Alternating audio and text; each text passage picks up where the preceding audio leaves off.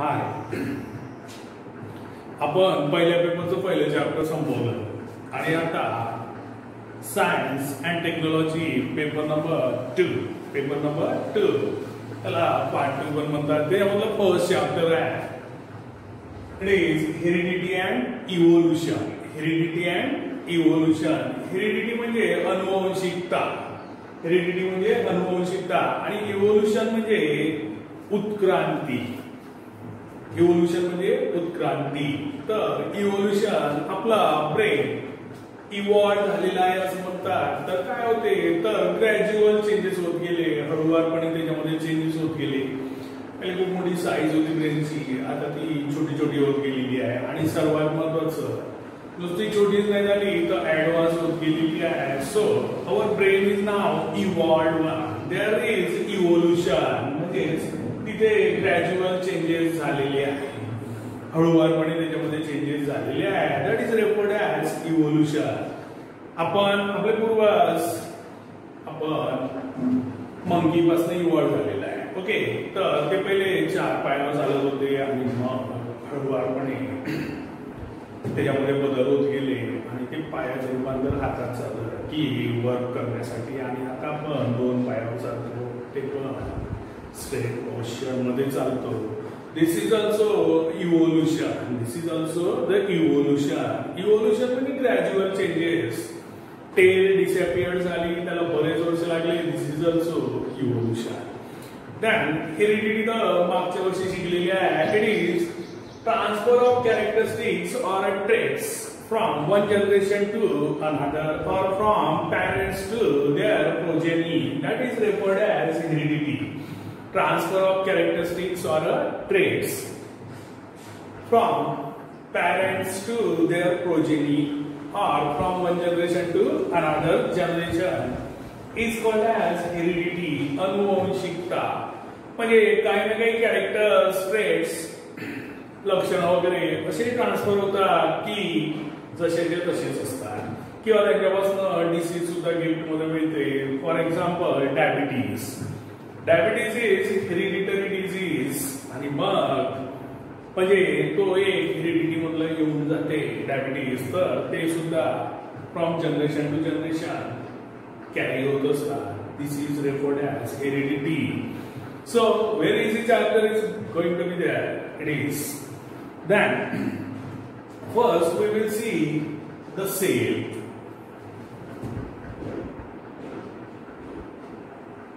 What is cell? Last year or before that we have learned what is cell. Structural and functional unit of the living beings. Structural and functional unit of the living being is called as cell. Is called as cell. मग cell पासून tissue झाले, tissue पासून organ झाले, organ पासून system झाली, organ system, and then that organisms is develop. So that's why it is referred as structural and functional unit of the living being is called as cell. Okay, now this is the structure of the cell. There is a nucleus. Okay, this is called as nucleus. Then it is called as plasma membrane.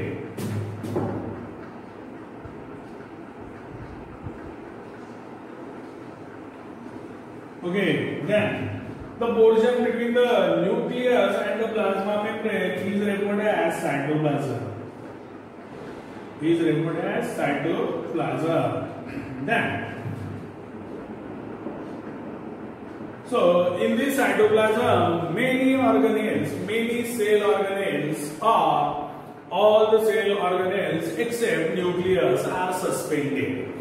पूर्ण फक्त nucleus सोडून सेलचे जे काही organs असतील, जे काही organelles असतील that will be suspended in the cytoplasm. Okay, but we are not going in the detail of structure of the cells.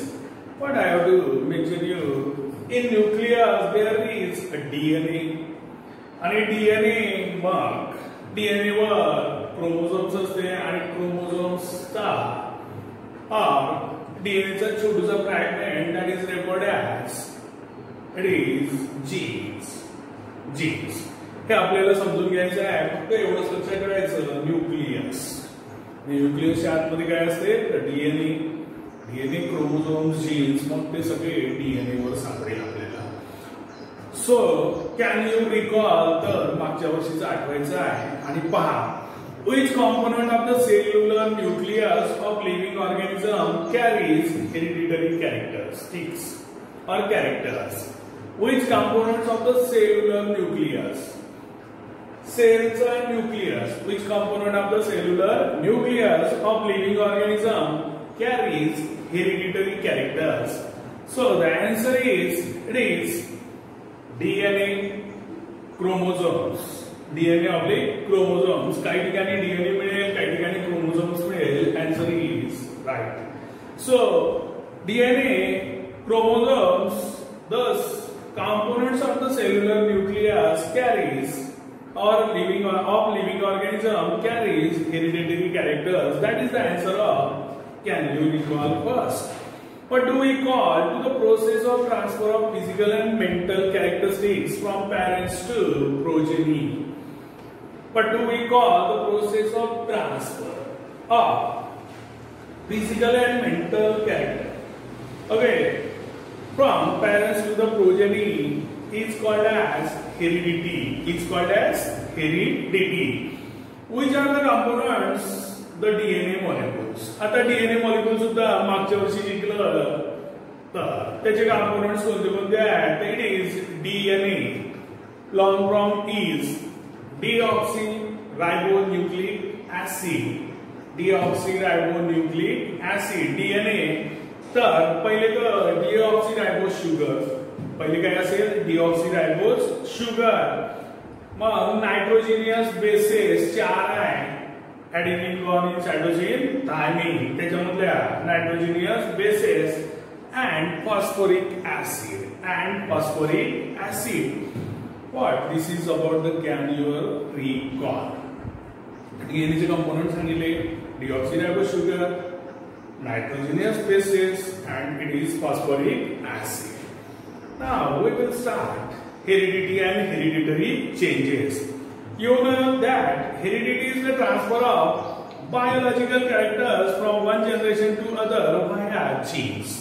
आणि मग जीन्सच्या मार्फत एका जनरेशन पासून दुसऱ्या जनरेशन मध्ये transfer of biological characters. Biological means living ऑर्गॅनिझम्सचे कॅरेक्टर्स. सरळ.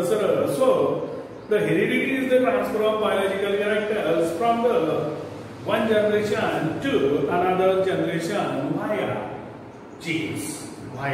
जीन्स. आणि हे जीन्सच्या मार्फतच कॅरेक्टर ट्रान्सफर होत असतात. मागच्या वर्षी शिकलेले आहे. John Gregor Mendel is pioneer of the modern genetics. आणि मग हा मॉडर्न जेनेटिक्सचा जनक आहे. He is the pioneer. कोण? It is John Gregor Mendel. He is pioneer of the modern genetics around the period of 1886. It took a long time for him to understand the conclusion of his research about the heredity. आणि मेंडेलने कोणते प्रयोग केलेले आहे सगळ्यांना माहित आहे. मागच्या वर्षी होतेच मोनोहायब्रिड क्रॉस, डायहायब्रिड क्रॉस, आणि मग त्याला कॉन्क्लुजन वर यायला की हेरिडिटी याला रिस्पॉन्सिबल आहे. याला बराचसा वेळ लागला. Then in 1901 the reasons behind the sudden changes were understood due to the mutational theory of it is Hugo de Rice. Okay, तर एकदम जे सडन चेंजेस होता आणि सर्वात महत्त्वाचं म्हणजे आपल्याला पाहिजे नसलेले चेंजेस जे होतात, it is because of the mutation. तर हा शब्द लक्षात ठेवायचा. Mutation, sudden changes, undesirable sudden changes. Mutation म्हणजे अनडिझायरेबल, आपल्याला पाहिजे नसते, ऍब्रप्टली घडून जातात, ऑटोमॅटिकली घडून येतात. This is called as mutation. Sudden changes म्हणजेच अनडिझायरेबल सडन चेंजेस. हे इव्होल्युशन म्हणजे ग्रॅज्युअल चेंजेस, हळूवारपणे होणारे, आणि it is contributing towards the advancement of that organism. Organisms आणि इव्होल्युशन मध्ये काय होते की बरेचसे त्या ऑर्गॅनिझमच्या ऍडव्हान्समेंटसाठी फायदा होते. तर दोन शब्द लक्षात ठेवायचे, म्युटेशन, सडन चेंजेस, पण कोणते, undesirable. Okay, evolution it is gradual changes, हळूवारपणे घडून येणारे चेंजेस. ह्या टर्म लक्षात ठेवा, नाही तर मग काय होते पुढे जेव्हा याचा उल्लेख येते तर मग कन्फ्युजन होईल. सो रिमेंबर ऑल दिस थिंग्स. आणि मग 1901 मध्ये की सडन चेंजेस कशामुळे होतात, तर मग ह्युगो डी राईस नावाच्या शास्त्रज्ञानं म्युटेशनल थेरी मांडली आणि मग त्याच्यातलं लक्षात आलं की हे म्युटेशन आहे and that's why these changes are occurring suddenly. Okay, meanwhile in 1902 it is Walter and Sutton observed the paired chromosome in the cells of grasshopper. Until then it was not known to anyone. 1902 पर्यंत की Walter and सटन यांनी observe केला the paired chromosome in the cells of grasshopper. ग्रासहॉपरच्या cells मध्ये paired chromosome त्यांनी 1902 मध्ये observe केले. दोघांचं नाव वॉल्टर अँड सटन, छान नाव आहे लक्षात ठेवण्यासाठी.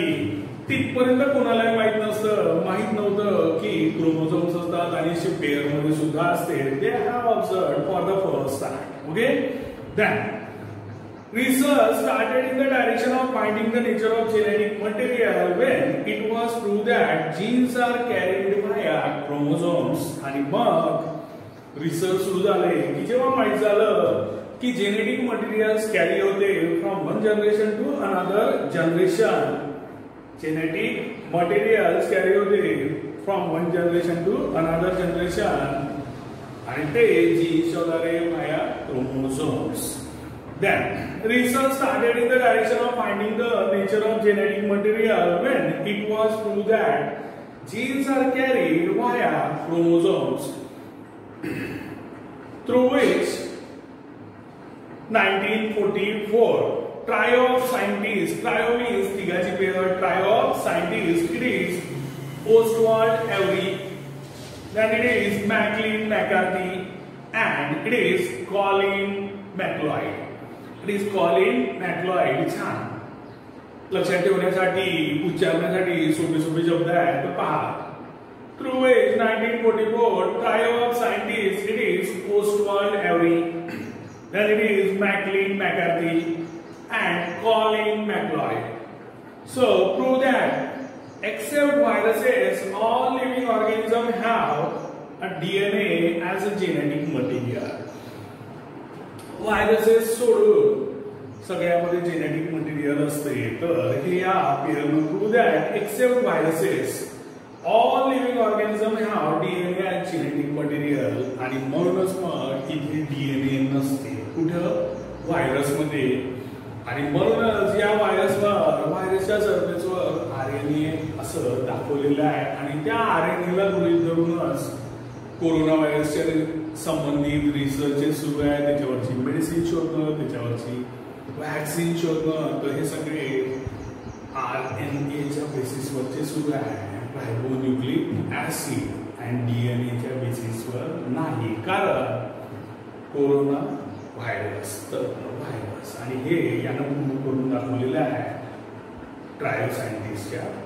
ओके, ट्रायो सायंटिस्ट आणि त्यांचे नाव Oswald Avery, it is Maclean McCarthy and it is Colin McLeod. तर लक्षात ठेवा, proves that except virus all living organisms have DNA genetic material. आणि यांच्या पेअर सोबत यांचं काम पण लक्षात ठेवायचं. एका पेजवर घ्यायचे वॉल्टर अँड सटन, पटकन लगेच बिलकुल त्याच्या पुढे लिहायचं की pair chromosome in a grasshopper. Hugo D rice, it is mutational theory. John Gregor Mendel, it is father of the modern genetics or pioneer of the modern genetics. त्या ट्रिओच्या पुढे it is except viruses all living organisms have DNA छान match the following साठी पण कामी येते किंवा fill in the blanks मध्ये पण कामी येते. तिघाचे नाव पण देता येतात आणि मग त्यांनी काय शोधलं ते आपल्याला काहीतरी गायब करून fill in the blanks or otherwise दोघांचे नाव द्यायचे, एकाचं नाव गायब करायचं, बाकी सगळं लिहून द्यायचं. फिल इन द ब्लँक्स लक्षात ठेवा. सोपं सोपं आहे. एका पेजवर घ्या, सगळं बरोबर असं जर लिहिलं बरोबर हा याच्यासोबत आहे तर कठीण जाणार नाही. आणि नेहमी नेहमी जर उच्चारण आले तर त्यांचे नाव सुद्धा सोपेच बनतील. Okay. In 1961, the French geneticist, it is Francois Jacob and Jacques Monod, proposed a model for process of protein synthesis with the help of DNA in a bacterial cells. आणि मग 1961 मध्ये म्हणजे खूप जास्त जुनं नाही, 40-50 वर्षापूर्वीचा किस्सा. The French genetics Francois Jacob and Jacques Monod proposed a model for process of protein synthesis. Protein synthesis, protein बनवावं लागते कारण शरीराच्या वियर अँड टियर साठी, शरीराच्या घडणीसाठी.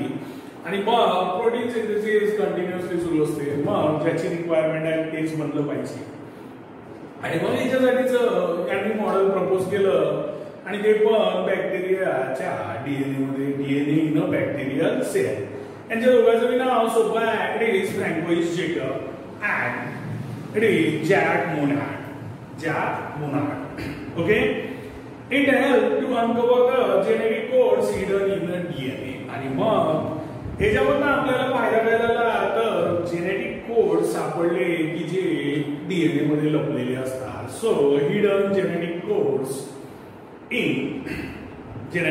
Hidden in DNA, deoxyribonucleic acid. सगळेजण म्हणे बापरे काय बोर चॅप्टर आहे. बिलकुल बोर नाही आहे. वेळ द्या, शांततेने डोकं वापरा, प्रत्येकाचे राऊंड बरोबर लक्षात ठेवा, प्रत्येकाचं फंक्शन लक्षात ठेवा. You will get all the answers and you will understood this very easily. Thereby, the technique of recombinant DNA technology emerged, which has a vast scope in the field of genetic engineering. आणि मग याच्यामुळे काय झालं, the technique of recombinant DNA. आता recombinant DNA ची technique कशामुळे सापडली तर प्रोटीन सिंथेसिस मॉडेल त्यांनी ठेवलं आणि त्याच्यामधनं मग रिकॉम्बिनंट डीएनए टेक्नॉलॉजी इमर्ज. आणि मग त्याची रिकॉम्बिनंट टेक्नॉलॉजी आली डीएनएची. तर रिकॉम्बिनंट टेक्नॉलॉजी म्हणजे काय होते तर पहा, ऐकून घ्या. Recombinant DNA molecules are the DNA molecules. Recombinant DNA molecules are the DNA molecules formed by laboratory methods. मग DNA molecules form होईल पण it is by means of laboratory method of genetic recombination. पण त्यामध्ये वेगवेगळ्या genes combination, genetic recombination to bring together genetic material. आणि genetic material वेगवेगळ्या sources पासून घेतलेलं त्यांचं जेनेटिक मटेरियल एकत्र आणणे त्याला रिकॉम्बिनेट करणे. This is referred as recombinant DNA. So together genetic material from multiple sources creating sequence that would not other be found in the genome. आता आपल्या जीन्सची अरेंजमेंट असते आणि त्याला आपण जीनोम म्हणतो. असं पूर्ण थ्रूआउट असते आणि प्रत्येकाची डीएनए ची जी हे काही असेल तर त्यामधला जीनोमचा जो सिक्वेन्स असेल जीन्सचा that will be differ from person to person. Okay. तर मग मागच्या वर्षी आपण युजेस पाहिलेले आहे की याच्यावरून आपण पॅटर्निटी वगैरे सगळं काही डिसाईड करू शकतो. फिंगरप्रिंटिंग सारखं डीएनए पण राहते आणि त्याच्यानुसार ते पण करता येतात. Then it is recombinant DNA molecules are the DNA molecules which are formed by laboratory method of genetic recombination to bring together genetic material from multiple sources, creating sequence that would not otherwise being found in the genome. आता बरेचदा माहिती आहे आपल्याला plants मध्ये खूप सारे प्रयोग केले जातात. मग एखादी व्हेरायटीज हे जेनेटिक रिकॉम्बिनेशन्स वेगवेगळ्या सोर्सेस पासून मग याच्यामध्ये या वातावरणात तग धरण्याची कुवत. ओके, मग हा कमी जास्त पाऊस पण झेलू शकेल, ऍडव्हर्सिटी ऑफ द एन्व्हायरमेंट, आणि हा काय होईल की याच्यापासून प्रोडक्शन जास्त होईल. असे तिन्ही कॅरेक्टर जेनेटिक कॅरेक्टर जेव्हा कंबाईन केले जातात, this is called as it is recombinant DNA molecules. आणि हे कुठं करतात तर it is happen by the laboratory method, आणि लॅबोरेटरी मेथडनं ते केलेले असतात. तर जर समजा प्रोटीन सिंथेसिसचं मॉडेल जर ठेवलं नसतं तर मग हे सापडलं नसतं की रिकॉम्बिनंट डीएनए, आणि मग आपण ऍडव्हान्समेंट नसते आणि एवढ्या पॉप्युलेशनला फीड करणं कठीण गेलं असतं. So we are increasing all these things. It is because of this genetics, आणि it is because of this genetic engineering branch. Okay, then the science of heredity is useful for diagnosis. आता हेरिडिटीचं science diagnosis निदान करण्यासाठी, आणि मग आपण genetic diseases पण पाहिलेले आहे मागच्या वर्षी. तर the science of heredity is useful for diagnosis, treatment and prevention of hereditary disorders. आणि डिसीजेस आणि डिसऑर्डर मधला फरक पण सांगितलेला आहे मागच्या वर्षी. Diseases and disorders. Diseases short term साठी असतात, disorders it is for the long term through out the life. तर आपण पाहिले होते मग प्रिव्हेन्शन ऑफ हेरिडिटरी डिसऑर्डर्स, ते पण आपण डिसऑर्डर्स घडून येणाऱ्या हेरिडिटीमुळे ते पण आपण करू शकतो. त्याच्यामुळे सायन्स ऑफ हेरिडिटीमुळे. Then production of hybrid varieties of animals. एनिमल्सच्या हायब्रिड व्हेरायटी सुद्धा आपण प्रोड्यूस करू शकतो. And plants and in industrial processes in which microbes are used. आणि मग इंडस्ट्रीमध्ये बऱ्याचशा ठिकाणी मायक्रोब्स वापरलेले असतात. Some microbes are useful, some are harmful. Useful वाले खूप आहे, मागच्या वर्षी शिकलो, यावर्षी याच पेपरमध्ये पुढच्या चॅप्टरमध्ये नंतरच्या शिकायचं आहे. So the science of heredity is useful for diagnosis, treatment and prevention of hereditary disorders, production of hybrid varieties of animals and plants, and in industrial processes in which microbes are used. आणि मग ह्याच्यामध्येच microbes वापरले जातात, तर हे आपल्याला शिकायचं आहे.